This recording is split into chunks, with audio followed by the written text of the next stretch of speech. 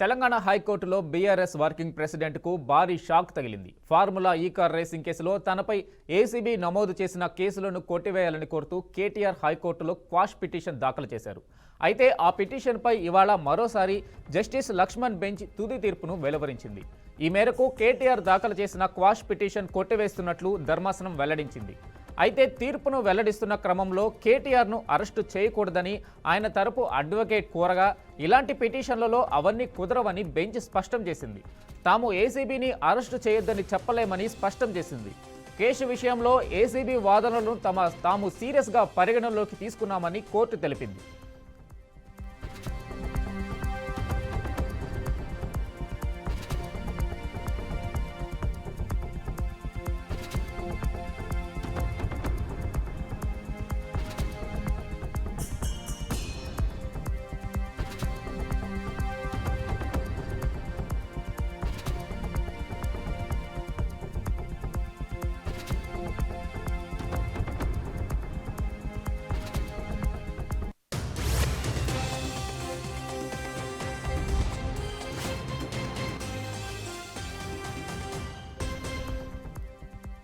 Formula ఈ car racing కేసులో కేటీఆర్ తరపు న్యాయవాది సిద్ధార్థ దవే తన వాదనలు వినిపించారు. అయితే కేటీఆర్కు సెక్షన్ 409 ఏమాత్రం వర్తించదని ఆయన కోర్టుకు తెలిపారు.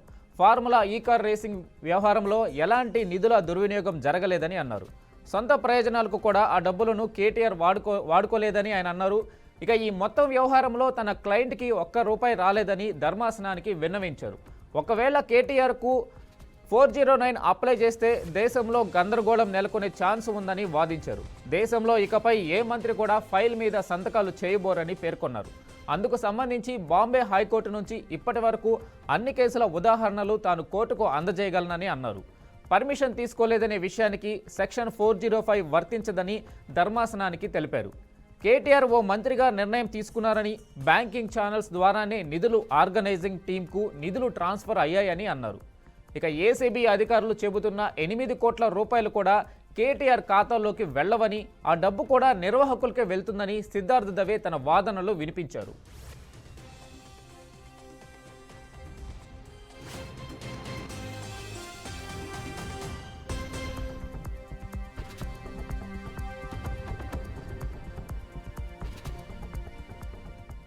ఇక మరోవైపు ప్రభుత్వం తరపున additional advocate general Balamohan Reddy తమ వాదనలను బలంగా వినిపించారు. ఇండియన్ ఓవర్సీస్ బ్యాంక్ ద్వారా అధికారుల విదేశీ సంస్థకు జరిగిన లావాదేవీల డాక్యుమెంట్లు, ఫార్ములా ఈ రేసు నిర్వహణకు సంబంధించి నోట్ ఫైళ్లు, ఇతర సాక్ష్యాధారాలను ఏసీబీ అధికారులు కోర్టుకు సమర్పించారు. కేబినెట్లో చర్చించకుండానే ఏకపక్షంగా కేటీఆర్ నిర్ణయం తీసుకున్నారని ధర్మాసనానికి బాలమోహన్ రెడ్డి విన్నవించారు. ఇరుపక్షాల వాదనలు విన్న కోర్టు కేటీఆర్ క్వాష్ పిటిషన్ను డిస్మిస్ చేస్తూ తుది తీర్పును వెలువరించింది.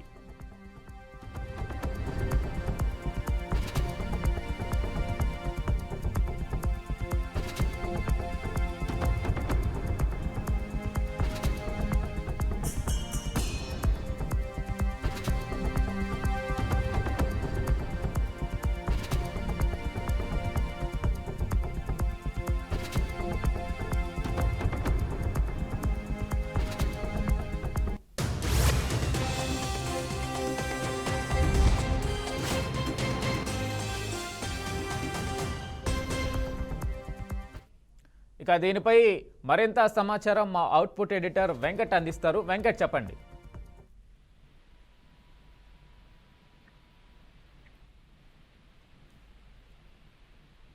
వెంకట్.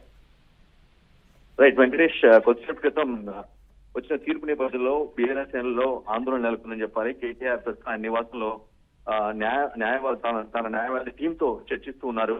నెక్స్ట్ ఏం జరగాలి, ఏం చేయబోవాలి అనే అంశం పైన న్యాయవాదులతో సంప్రదింపు జరుపుతున్నారు. ప్రధానంగా వీరి ఆలోచన ప్రకారం ఆ హైకోర్టు ఫుల్ బెంచ్ కి వెళ్ళాలని ఆలోచన చేస్తున్నట్టుగా అర్థమవుతుంది. అంటే హైకోర్టు ఏదైతే క్వాష్ పిటిషన్ ఇస్తూ ధర్మాసనం తీర్పిచ్చిందో దాన్ని సవాల్ చేస్తూ హైకోర్టు ఫుల్ బెంచ్ కి పూర్తి స్థాయి ధర్మాసనానికి వెళ్ళాలని ఒక ఆలోచన చేస్తున్నారు. లేదంటే లేని పక్షాన సుప్రీంకోర్టు కూడా వెళ్ళే ఆలోచన కూడా చేస్తున్నట్టుగా అర్థమవుతూ ఉంది.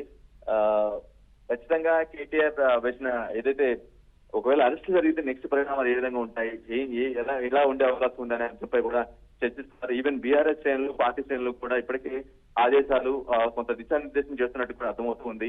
నెక్స్ట్ స్టెప్ ఎలా ఉండాలి, ఏం చేయబోవాలి, ఒకవేళ ఇన్ కేసు అన్ని అవరోధాలు తాము చేసిన ప్రయత్నాలు మొత్తం కూడా కొంచెం ఫలవంతం కాకపోతే నెక్స్ట్ ఏం చేయాలనే విషయంపై కూడా ఆయన క్లియర్ కట్ గా ఒక సందేశం ఇస్తున్నట్టుగా అర్థమవుతుంది.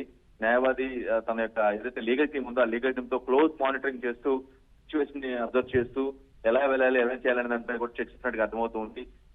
కేవలం వేసిన క్వాష్ పిటిషన్ ఏదైతే ఉందో తనపై పెట్టినటువంటి కేసు మొత్తం కూడా అక్రమంగా పెట్టారు, వాటిలో వాస్తవాలు లేవని చాలా స్పష్టంగా ఆయన కోరడం జరిగింది. ఆయన కేసీఆర్ తరఫు న్యాయవాది కూడా నాట్ టు అరెస్ట్ అనే ఒక ఆప్షన్ ని ఆ పిటిషన్ లో నాట్ టు అరెస్ట్ అంటే అరెస్ట్ చేయొద్దు అని ఒక పాయింట్ ఏదైతే రైట్ చేశారో ఆ పిటిషన్ ఆ పాయింట్ ని న్యాయమూర్తి తప్పుపట్టారు. ఇలాంటి కేసుల్లో పట్ల జరిగేటువంటి అవినీతి కేసులో నాట్ టు అరెస్ట్ అనే ఆప్షన్ తీసుకోవడం కరెక్ట్ కాదు, కాబట్టి ఖచ్చితంగా మీరు అది నిబంధన అనేది ఆ రూల్ ఏదైతే ఉందో ఆ రూల్ దీనికి వర్తించదు అంటూ చాలా స్పష్టంగా న్యాయమూర్తి చెప్పి ఏసీబీ తరఫు వాదనతో ఏకీభవించడంతో ఆ క్వాష్ పిటిషన్ ని కొట్టివేయడం జరిగింది. సో ఈ క్రమంలో నెక్స్ట్ స్టెప్ ఏం తీసుకోవాలి, ఇలా ముందుకెళ్ళాలి అనే అంశంపై కూడా కేటీఆర్ కొంత అంటే బీఆర్ఎస్ శ్రేణులు పార్టీ శ్రేణులు కొంత మల్లగొల్లలు పడుతూ ఉన్నాయి. ఖచ్చితంగా ఏదైనా తాము అనుకోని ఫలితం ఏదైనా వచ్చి అరెస్ట్ అవుతారా అనే ఒక భయాందోళన అయితే నెలకొంది. బట్ వారి వైపు నుంచి అంటే కేటీఆర్ వైపు నుంచి లీగల్ గా ఏం చేయాలో అన్ని ప్రయత్నాలు చేస్తున్నట్టుగా అర్థమవుతుంది. ఇన్ కేసు ఈడీ నోటీస్ పంపే అవకాశం ఉంది, ఎందుకంటే ఈడీకి నిన్న చెప్పారు కోర్టు నుంచి తీర్పు రాలేదు కాబట్టి ఖచ్చితంగా నాకు సమయం ఇవ్వాల్సిన అవసరం ఉందని నిన్న కోరడం జరిగింది. సో తీర్పు వచ్చేసింది కాబట్టి ఈడీ కూడా నెక్స్ట్ స్టెప్ ఏం చేయబోతుంది అనేది కూడా ఒక కొంత ఆసక్తికరంగా ఉంది. ఈడీ మేబీ నోటీసులు కూడా ఇచ్చి నోటీస్ పంపే అవకాశం ఉంది. అది ఎప్పుడు రావాలి, విచారణకు ఎప్పుడు రావాలి, ఎప్పుడు ఎలా రావాలి, వితౌట్ లాయర్సా విత్ లాయర్సా అనే విషయం కూడా నోటీసులు చెప్పే అవకాశం కనిపిస్తుంది. మరోవైపు ఏసీపీ నిన్న విచారణకు అటెండ్ కాకపోవడంతో మరోసారి నోటీసులు చేసి జారీ చేసి 9వ తేదీన హాజరు కావాల్సిన అవసరం ఉంది వితౌట్ లాయర్స్ అని కూడా క్రికెట్ గా ఏసీబీ నోటీసులో పెట్టుకుంది, మెన్షన్ చేసింది. సో ఇటువంటి నేపథ్యంలో మొత్తం ఒక అటు ఏసీబీ కావచ్చు, ఇటు ఈడీ కావచ్చు, ఇటు తీర్పు న్యాయస్థానాల నుంచి కావచ్చు, ఈ మూడింటితో కూడా ఒక రకమైన పోరాటం చేస్తున్నట్టుగా మనం అర్థం చేసుకోవాలి కేటీఆర్. బీఆర్ఎస్ పార్టీ శ్రేణులు అయితే, ఎందుకంటే కేసీఆర్ తర్వాత కేటీఆర్ నెంబర్ 2 అనేది అందరికి తెలిసిన విషయమే. బీఆర్ఎస్ వర్కింగ్ ప్రెసిడెంట్ గా ఉన్నారు ఆయన, చాలా టాక్టివ్ పర్సన్, చాలా ఇంపాక్ట్ కలిగిన నేత కాబట్టి ఆబ్వియస్ గా బీఆర్ఎస్ పార్టీ శ్రేణుల్లో కొంత అనుకూల పరిస్థితి నెలకొంది. సంబంధించి ఈ హార్డిల్ ని ఈ అబ్స్టేకల్ ని ఏ విధంగా మనం క్రాస్ ఓవర్ చేయాలనే విషయం పైన కూడా లీగల్ టీమ్ తో చర్చలు జరుగుతున్నాయి. The same time BRS party శ్రేణులు కూడా కొంత హితబోధ చేస్తున్నట్టుగా అర్థమవుతుంది. Venkatesh. Okay, right, thank you.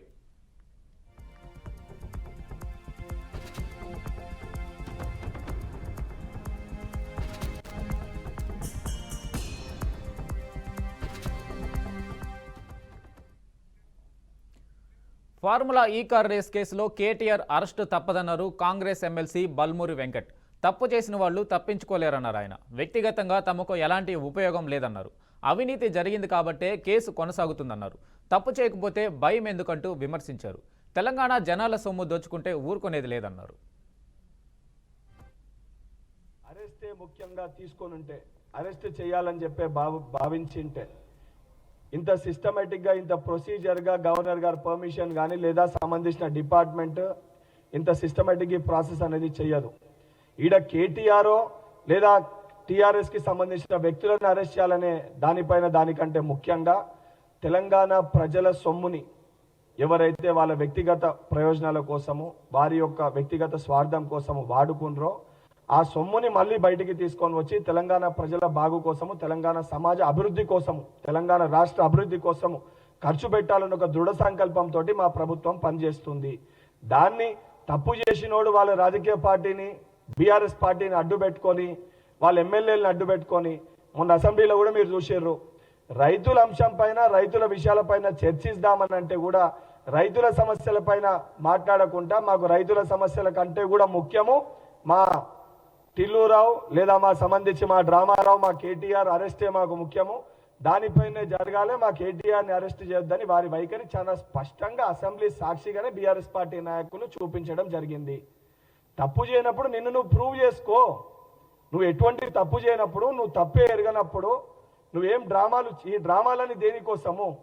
ఈ డ్రామాలన్నీ ఆడుతున్నావంటే 100% నువ్వు తప్పు చేసినట్టు కళ్ళకి కట్టినట్టుగా కనబడుతుంది. ఇది నేను కాదు, ఎవరిని అడిగినా చెప్తారు. అండ్ 55 కోట్లు బహుశా మీరు సంపాదించుకున్న వేల లక్షల కోట్లు మీకు చిన్నదేమో, కానీ 55 కోట్లు తెలంగాణ ప్రజలు వారు పన్నుల రూపంలో వారు కట్టిన ఒక డబ్బిది, తెలంగాణ సంపద, తెలంగాణ సొమ్ము ఇది. కేసీఆర్ గారు కేటీఆర్ గారికి ఇచ్చిన వారి యొక్క వారసత్వంగా వచ్చిన ఆస్తి కాదు. పొద్దు నుంచి ఏదో టీవీలు చూస్తా ఉంటే నేను ఈ కేటీఆర్ నేను అడ్వకేట్లను తీసుకుపోతా, నేను ఏసీబీకి ఓను లేకపోతే ఓను, ఇవన్నీ చూస్తా ఉన్న తమాషాలు. కేటీఆర్ లాంటి నప్పతట్లోడట వచ్చి అడుక్కుంటేనట పోలీ పాపం అని పచ్చిపులుసు వస్తే నేతిపొట్టు లేదని లేచిపోయినట్టు. నువ్వు చేసింది దగులువారిస్తనం, దొంగతనం, తెలంగాణను ముంచిండ్రు. ఇప్పుడు నేను అడ్వకేట్లను తీసుకుపోతా, రేపు మా అయ్యని పిలిస్తే ఫుల్ బాటిల్ తీసుకుపోతాడు. మీ చెల్లెనేమో ఈడీ మా ఇంటికి రావాలి, నేను ఏసీ వేసుకుని ఏసీ రూమ్లోనే ఇన్వెస్టిగేషన్ చేయాలి, నేను మహిళని, నేను లిక్కర్ స్కామ్ చేసినా సరే మీరు ఇంకా మీ అయ్య ముఖ్యమంత్రి అనుకుంటున్నారా? మీరు మంత్రి అనుకుంటున్నారా? ఇంకా మొత్తం తెలంగాణ దోసుక తిన్నారు, లక్షల కోట్ల అప్పు చేసారు, దశాబ్దాల వరకు తెలంగాణ అప్పుల పాలకెళ్ళి బయటకు రాకుండా చేసిండ్రు. ఇప్పుడేమో పెద్ద నేను అది తీసుకుపోతా లోపలికి నేను రాను, మళ్ళీ ఏమంటారు వీఆర్ లా అబైడింగ్ సిటిజన్స్ అంటారు. If you are law abiding citizens let law take its own course, if not lathi should take its own course. పొద్దు నుంచి ఏదో టీవీలు చూస్తా ఉంటే నేను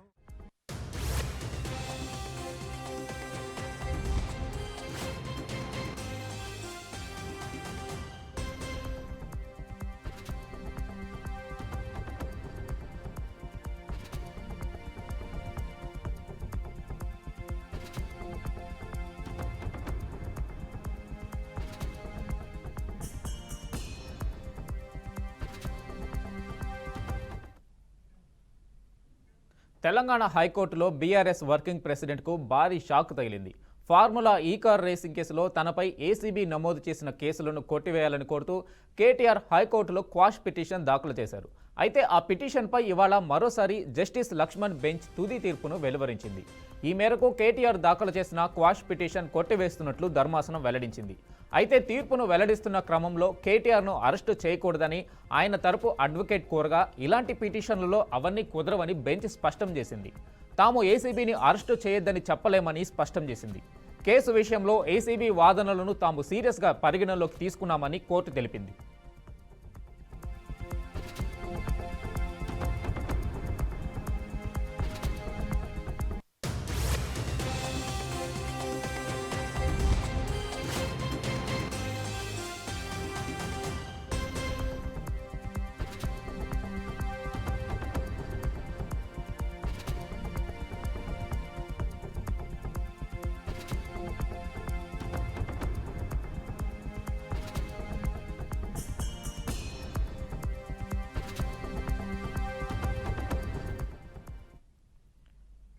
ఫార్ములా ఈ కార్ రేసింగ్ కేసులో కేటీఆర్ తరపు న్యాయవాది సిద్ధార్థ్ దవే తన వాదనలు వినిపించారు.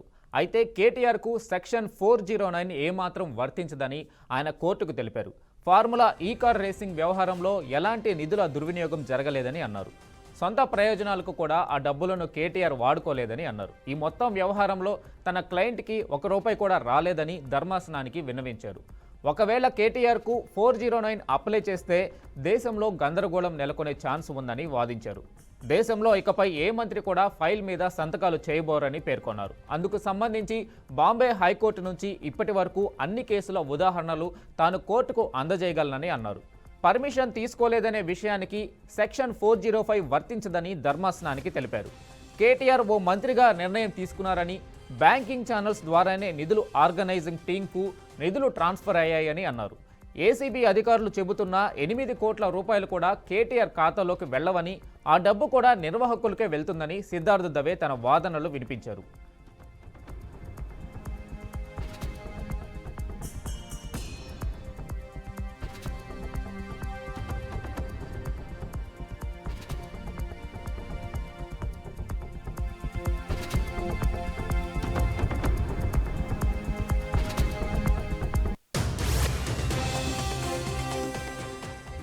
ఇక మరోవైపు ప్రభుత్వం తరపున additional advocate general Balamohan Reddy తమ వాదనలను బలంగా వినిపించారు. ఇండియన్ ఓవర్సీస్ బ్యాంకు ద్వారా అధికారుల విదేశీ సంస్థకు జరిగిన లావాదేవీల డాక్యుమెంట్లు, ఫార్ములా ఈ రేసు నిర్వహణకు సంబంధించి నోట్ ఫైళ్లు, ఇతర సాక్ష్యాధారాలను ఏసీబీ అధికారులు కోర్టుకు సమర్పించారు. కేబినెట్లో చర్చించకుండానే ఏకపక్షంగా కేటీఆర్ నిర్ణయం తీసుకున్నారని ధర్మాసనానికి బాలమోహన్ రెడ్డి విన్నవించారు. ఇరుపక్షాల వాదనలు విన్న కోర్టు కేటీఆర్ క్వాష్ పిటిషన్ను డిస్మిస్ చేస్తూ తుది తీర్పును వెలువరించింది.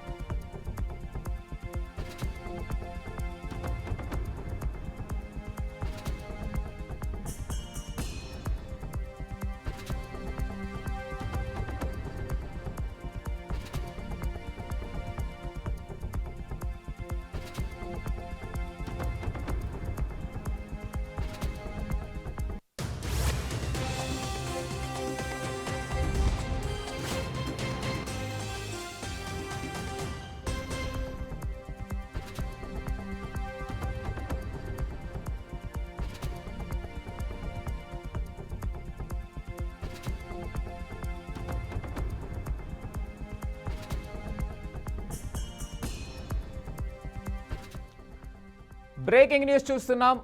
తెలంగాణ హైకోర్టులో బీఆర్ఎస్ వర్కింగ్ ప్రెసిడెంట్కు భారీ షాక్ తగిలింది. ఫార్ములా ఈ కార్ రేసింగ్ కేసులో తనపై ఏసీబీ నమోదు చేసిన కేసులను కొట్టివేయాలని కోరుతూ కేటీఆర్ హైకోర్టులో క్వాష్ పిటిషన్ దాఖలు చేశారు. అయితే ఆ పిటిషన్పై ఇవాళ మరోసారి జస్టిస్ లక్ష్మణ్ బెంచ్ తుది తీర్పును వెలువరించింది. ఈ మేరకు కేటీఆర్ దాఖలు చేసిన క్వాష్ పిటిషన్ కొట్టివేస్తున్నట్లు ధర్మాసనం వెల్లడించింది. అయితే తీర్పును వెల్లడిస్తున్న క్రమంలో కేటీఆర్ను అరెస్టు చేయకూడదని ఆయన తరపు అడ్వకేట్ కోరగా ఇలాంటి పిటిషన్లలో అవన్నీ కుదరవని బెంచ్ స్పష్టం చేసింది. తాము ఏసీబీని అరెస్టు చేయొద్దని చెప్పలేమని స్పష్టం చేసింది. కేసు విషయంలో ఏసీబీ వాదనలను తాము సీరియస్గా పరిగణలోకి తీసుకున్నామని కోర్టు తెలిపింది. ఇక దీనిపై ఇదే అంశంపై పూర్తి సమాచారం అందించేందుకు అడ్వకేట్ సుధీర్ లైన్లో ఉన్నారు. ఆయనతో మాట్లాడి తెలుసుకుందాం. సుధీర్ చెప్పండి. సుధీర్ గారు చెప్పండి అండి. ఇప్పుడు ఇది మన కేటీఆర్ గారి క్వాష్ పిటిషన్ అతని పైన ఉన్న ఇది ఏసీపీ వాళ్ళు పెట్టిన ఎఫ్ఐఆర్ ని క్లోజ్ చేసేయండి అంటే క్వాష్ చేసేయమని వేసిన క్వాష్ పిటిషన్ ని హైకోర్టు ఇది జడ్జి గారు ఇది డిస్మిస్ చేస్తాడు అనమాట. ఓకే, ఇప్పుడు డిస్మిస్ చేసిన తర్వాత it's purely the description of the ACB police officer. అంటే వాళ్ళు ఆల్రెడీ ఒకసారి నోటీస్ ఇచ్చారు. ఆ నోటీస్ కి తన అడ్వకేట్ ఉంటేనే సమక్షంలోనూ నేను ఇన్వెస్టిగేషన్ కి వస్తానని చెప్పాడు. అది కరెక్ట్ ప్రొసీజర్ కాదు. ఇది ఇప్పుడు ఓన్లీ జడ్జి గారు పర్మిషన్ ఇస్తేనే అడ్వకేట్ గారి ప్రెజెన్స్ అక్కడ రిక్వైర్మెంట్ ఉంటుంది. ఫస్ట్ దానికి అతను స్పందించలేదు. అదే విధంగా సెకండ్ నోటీస్ కూడా నిన్న ఇచ్చారు. దానికి రిప్లై కూడా సరైన రీతిలో ఇవ్వలేదు. ఇప్పుడు ఇది ఏసీబీ పోలీస్ వారికి పూర్తి అధికారాలు ఉన్నాయి. అంటే ఇప్పుడు ఇది కేటీఆర్ గారిని అరెస్ట్ చేయడానికి పూర్తి అధికారాలు ఉన్నాయి. అన్లెస్ ఇతను మరి ఇమ్మీడియట్ గా సుప్రీంకోర్టుకి అంటే ఆర్డర్ కాపీ ఇది తీసుకున్న తర్వాత సుప్రీంకోర్టుకి వెళ్ళి ఫైల్ చేయాల్సి ఉంటుంది. అదొక ఆప్షన్ ఉంటుంది. లేదా ఇది యాంటిసిపేటరీ బెయిల్ వేసే ఆప్షన్ కూడా ఇది మన కేటీఆర్ గారికి ఉంటుంది. రెండు ఆప్షన్స్ ఇప్పుడు ఉన్నాయి అతనికి. కానీ ఇప్పుడు ఇది వేసిన వెంటనే ఏ రిలీఫ్ కు కూడా వెంటనే రాదు. ఇమ్మీడియట్ గా అది ఇప్పుడు ఈవినింగ్ వరకు మరి ఏసీపీ పోలీస్ వాళ్ళు ఎలా స్పందిస్తారో చూడాల్సి ఉంటుంది. ఎందుకంటే ఆల్రెడీ ఫస్ట్ నోటీస్ కి కేటీఆర్ గారు స్పందించలేదు కాబట్టి మోర్ ప్రాబబిలిటీ అంటే అరెస్ట్ చేసే అవకాశాలు అయితే ఎక్కువనే కనిపిస్తున్నాయి. అయితే సుధీర్ గారు చెప్పండి, నిన్న కేటీఆర్ ఏదైతే ఏసీబీ అధికారులకు ఒక డాక్యుమెంట్ లెటర్ ఇచ్చి వచ్చేశారు. సో దానికి సంబంధించి తిరిగి డాక్యుమెంట్ రూపొందిస్తున్నామని ఏసీబీ అధికారులు చెప్పారు. కానీ డాక్యుమెంట్ నోటీస్ పంపిస్తారా, డైరెక్ట్గా అరెస్ట్ చేసే అవకాశం ఈ రోజే కేటీఆర్ని కనిపిస్తుందా? మీకేమనిపిస్తుంది సుధీర్ గారు? ఇప్పుడు ఫస్ట్ నోటీస్ కి సరైన రీతిలో ఇతను స్పందించలేదు కదా. అడ్వకేట్ ఉంటేనే నేను ఇన్వెస్టిగేషన్ కి అటెండ్ అవుతాననేది సరికాదు. అతను ఇప్పుడు నేరమో చేయనప్పుడు వెళ్ళేసి ఫ్రాంక్ గా అతను జరిగిన విషయాలు వాళ్ళకి చెప్తే సరిపోయేది. అంటే ఇది ఇన్వెస్టిగేషన్ పార్ట్ లో మాకు కోఆపరేట్ చేయడం లేదని ఒక వర్డ్ ఇప్పుడు మనకు 41 సుప్రీంకోర్టు గైడ్ లైన్స్ ప్రకారము నోటీస్ ఇస్తారు. ఇప్పుడు ఎవరిపైన కేసునే అతనికి నోటీస్ ఇచ్చేసి అతన్ని జవాబు చూస్తారు. అతని పర్సనల్ అటెండెన్స్ అనేది ముఖ్యం. వాళ్ళకు ఏమి జరిగిందని ఆ పోలీస్ ఆఫీసర్స్ కి మన అక్యూజ్ ఇప్పుడు ఇది మన కేటీఆర్ గారు ఆ ఏసీబీ కేసులో అక్యూజ్డ్. ఓకే, అన్లెస్ ఇది ఇప్పుడు ఇది అక్విటల్ అయితే తప్ప అప్పటి వరకు కూడా అతను అక్యూజ్ కిందనే ఉంటాడు. కాబట్టి వాళ్ళు అడిగిన దానికి సమాధానం ఇవ్వాల్సిన అవసరం మన కేటీఆర్ గారి పైన ఉంది. అయితే సుధీర్ గారు చెప్పండి, ఇప్పుడు లాయర్తోనే నేను అటెండ్ అవుతానని నిన్న కేటీఆర్ వెనుదిరగడం చూసాము. ఈరోజు నేను అదే మాట కేటీఆర్ అనే అవకాశం ఉంటుందా? ఒకవేళ అంటే ఏసీబీ అధికారులు ఆయన్ని అదుపులోకి తీసుకోవడానికి ఇప్పుడు కోర్టు తీర్పు కూడా వచ్చింది కాబట్టి ఏసీబీ అధికారులు ఆయన్ని నేరుగా అరెస్ట్ చేసి విచారణ చేయడానికి పూర్తిగా అవకాశం కనిపిస్తుందా ఇప్పుడు? ఖచ్చితంగా ఏసీబీ అధికారులు ఇతని కేటీఆర్ గారిని పిలిచేసి అతను ఇది మాకు ఇన్వెస్టిగేషన్ లో ఇతను కోఆపరేట్ చేయడం లేదు కాబట్టి మేము ఇతన్ని అరెస్ట్ చేస్తున్నాం అని చెప్పే అవకాశాలే ఎక్కువ ఉన్నాయి. అయితే ఇప్పుడు సుప్రీంకోర్టుకి కేటీఆర్ తరపు న్యాయవాదులు సుప్రీంకోర్టుకి వెళ్లే అవకాశం అయితే కనిపిస్తూ ఉంది. ఒకవేళ సుప్రీంకోర్టులో దీనికి సంబంధించి స్టే ఏదైనా త్వరగా వచ్చే అవకాశం ఏమైనా ఉంటుందా? ఇప్పుడు అది వాళ్ళ ఫైలింగ్ ఉంటుంది, మళ్ళీ నెక్స్ట్ డే ఉంటుంది. ఇప్పుడు ఇంత మన ఆర్డర్ కాపీ తీసుకొని అక్కడ ఫైల్ చేయడము అనేది ఇప్పుడు ఏదైనా మనము ఫ్లైట్ లో వెళ్ళాల్సి ఉంటుంది. స్పెషల్ చార్టెడ్ ఫ్లైట్స్ అయితే తక్కువ ఉంటాయి. అయినా కానీ ఏదైనా 12:01 లోపలనే ఫైల్ 12 లోపల ఇది మెన్షన్ చేస్తేనే ఇది రీచ్ అయ్యే అవకాశాలు ఉంటాయి సుప్రీంకోర్టులో. అంతే తప్ప ఈ రోజు అయితే కుదరని అంటే ఏది కూడా స్టే రాదు. ఈ రోజు అయితే ఏదన్నా రేపు పాసిబిలిటీ ఏమన్నా ఉంటుంది. వాళ్ళు కూడా మెరిట్ చూస్తారు కదా. ఈ జడ్జ్మెంట్ కాపీలో ఏమేమి రాశారు అనేది క్లియర్ గా వాళ్ళు కూడా చదివి దాని ప్రకారం ఇస్తారు. ఎందుకంటే వీళ్ళకు ప్లస్ పాయింట్ ఏంటి అంటే ఇతను నిన్న పిలిచినా రాలేదు, అక్కడి వరకు వచ్చేసి మళ్ళీ బ్యాక్ వెళ్ళిపోయాడు. అది చిన్న కారణం, అది కరెక్ట్ కాదు. అరే వెళ్ళేసి అక్కడ ఇది వివరణ ఇచ్చేస్తే వచ్చేస్తే సరిపోయేది. మోరోవర్ అరెస్ట్ చేయకూడదని మన హానరబుల్ చెప్పింది అతనికి. నేను వెళ్ళేసి కలిసేసి వచ్చేస్తే అయిపోతుండే. ఇప్పుడు ఏసీబీ అధికారులు కొట్టరు, ఏమి అది 3rd డిగ్రీ ఏది కూడా యూజ్ చేయరు. వీళ్ళు వెళ్ళేసి అతన్ని రిప్లై ఇచ్చేసి వస్తే సరిపోయేది కదా.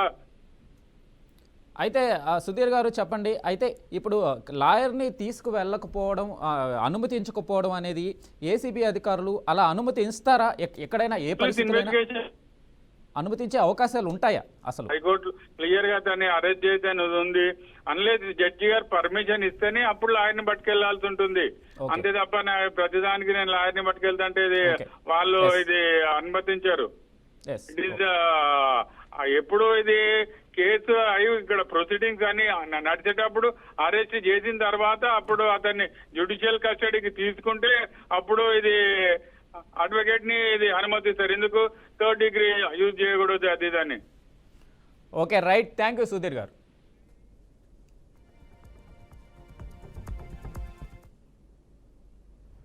కేటీఆర్ ఏసీబీ కేసులో కోర్టు తీర్పును స్వాగతిస్తున్నాం. అవినీతి జరిగిన దగ్గర అసలు విచారణే వద్దని చెప్పి కేటీఆర్ కోర్టుకు పోవడం అనేది అప్రజాస్వామికమని కోర్టు చెప్పడం దీనికి ఒక ఉదాహరణ. అన్నిటికంటే ముఖ్యంగా ఏంటంటే దొంగతనం చేసిన తర్వాత ఆ దొంగతనాన్ని దొంగతనం కాదు అని నిరూపించడానికి శతవిధాల ప్రయత్నం చేస్తున్న పరిస్థితి మనం గమనిస్తున్నాం. ఈరోజు మానవ హక్కుల కోసం పోరాటాలు చేసేటోళ్లకు కోర్టులు బాసటగా ఉంటాయి తప్పితే దొంగల హక్కుల కోసం పోరాటము, దోపిడీదారుల హక్కుల కోసం పోరాటం చేసేటోళ్లకు కోర్టులు, చట్టాలు సపోర్ట్ చెయ్యవనే విషయం కేటీఆర్ తెలుసుకుంటే మంచిది. ఇదేదో ఆ అవినీతి చేయకంటే ముందు, ఆ అక్రమం చేయకంటే ముందు ఉండాల్సిందనేది నా వ్యక్తిగత అభిప్రాయం, పార్టీ అభిప్రాయం కూడా. ఇలా ప్రభుత్వం